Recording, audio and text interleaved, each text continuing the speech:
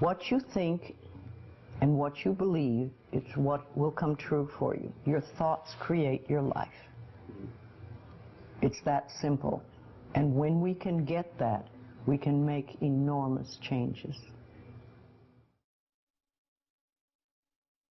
Well, I think it really starts with realizing that you don't love yourself, that most people don't. Most people feel they're not good enough, that they haven't done it right, they won't do it right, they'll never be enough, and they're definitely not lovable. And when we come from that space, it's very hard to create things for ourselves that are really good. So in the early days when I worked with people, I used to fix this problem and fix that problem, and you'd have this a health thing, and we'd work on that and we'd work on this. And one day I discovered, much to my amazement, that if I would help people learn to love themselves, to really accept themselves as they are, we didn't have to work around problems, because it was almost like a miracle. Everything seemed to fall away. It's a hard one for people because we grow up believing that we're not good enough and nothing is right. I remember lots of times I would ask people, well, what is really wrong with you? What have you done that is so terrible that you're not acceptable to yourself? And I never, ever, ever got an answer that made any sense. You know, they might say something like, well, I'm too fat. Well, so, you know. But when you talk about loving yourself, a lot of people think that that's vanity, but it isn't really. It has nothing to do with that. That is narcissistic. But to really care for you and to acknowledge that you are an important being. It's almost like in the Bible they would say, you recognize that you are a child of God, that therefore you are perfect. But even if you're not a biblical person, if you can recognize that you are a being that has self-worth, if you can really recognize your own worth, then you start to treat yourself differently. And I think that's what's so very important about loving yourself, is you stop beating yourself up, you stop making yourself wrong, you stop talking about how awful you are, and you stop saying things like, I'm really stupid and stuff, and you start to treat yourself with a certain amount of respect.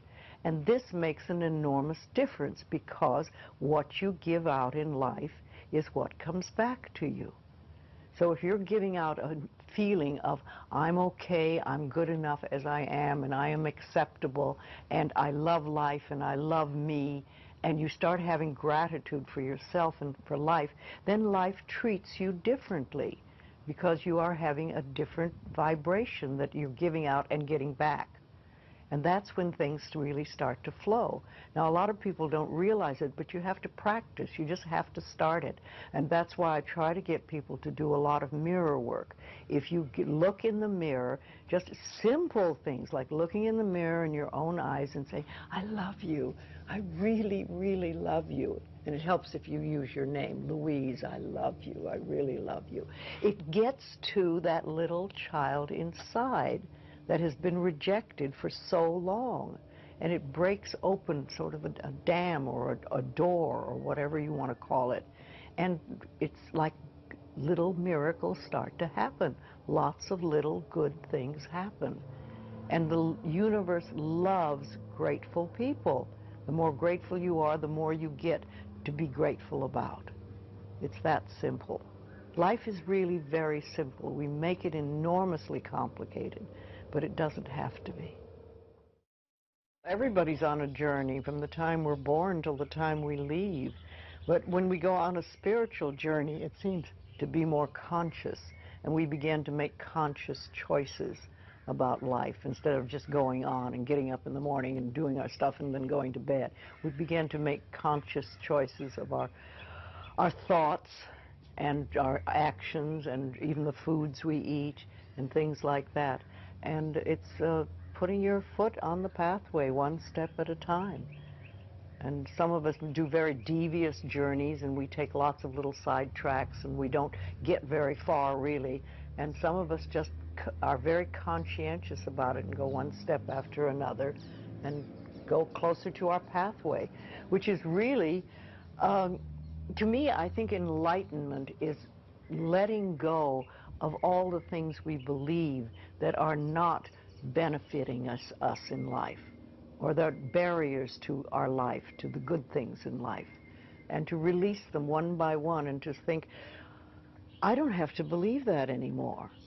Or do I want to believe that anymore? And making a conscious choice. When we can understand that every single thing we believe has been a choice, and it may or may not be true. It can be true for you and not for you, because it's your belief system and your belief system, and then I have my belief system. I say a lot, that may be true for you, it's not true for me. I may not say that out loud, but people are doing things or saying things, and I think that to myself a lot. And also, it has nothing to do with me. Whatever's going, that has nothing to do with me, because I'm under the law of my own consciousness. This is my pathway, and you have your pathway, you have yours, everybody does. So we're all on a journey, and I think the more conscientious we are about it and the more conscious choices we make, the better our journey is, or the easier, or the swifter, or we get more goodies, or we have better health, all that stuff. But when I was beginning to work with people in the early days, I paid very close attention to what people said. And it became a habit with me, and I still do. I listen to what people say more than, you know, the words they're using and everything. And so often I think, oh, if you just wouldn't use those words, if you just take those 3 words out of your vocabulary, because people use negative words a lot, the same ones over and over again. Yes, I hear words, much more than other people. What words would you take out of the vocabulary? Well, should, to begin with. That's a big one. Because every time you say should, you're making yourself wrong. Either you were wrong, or you are wrong, or you're going to be wrong. So take that one out completely. And just a lot of negative expressions that people use. I'm not good enough, or this will never work, or oh, it's a rotten day, or, you know, there's just tons of expressions, and we use them over and over again, and they don't do us any good at all.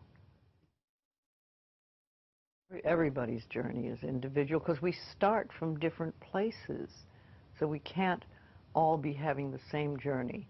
But I think we all get certain ahas. And that's when we've sort of learned something. We say, oh, okay. And then if we can keep that, what we've learned, and practice it, then we've made another step and we can move forward. Yes, it's a lifetime journey, and we never stop learning. I'm 80 and I'm still learning.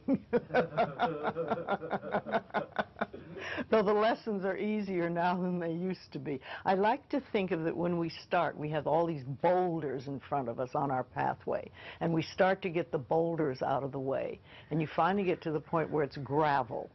And gravel you can handle, you know, and you can sweep gravel, and you can do things. So, and then occasionally there's an old boulder.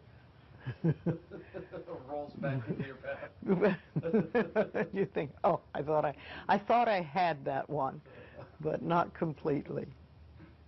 And you know, also I think that when we learn lessons, we think, oh, I've learned that one, it'll never happen again, I've done that, that's it. Well, how do you know you've done it unless it comes by once more and see how you react? Have you really learned it? Is it really nothing for you? Have you gone beyond that? Or are you going to go right back into the same old reaction? See, we're never wrong. That's what we need to learn that. We're always doing the best we can with the understanding and awareness and knowledge we have at that moment. I have a very firm belief that only good lies before me. And with that belief, it doesn't matter what comes, because it'll be only good. And I want it to be new and different and exciting and stuff. No, I'm in my 80s now, and new things are happening. So let it roll.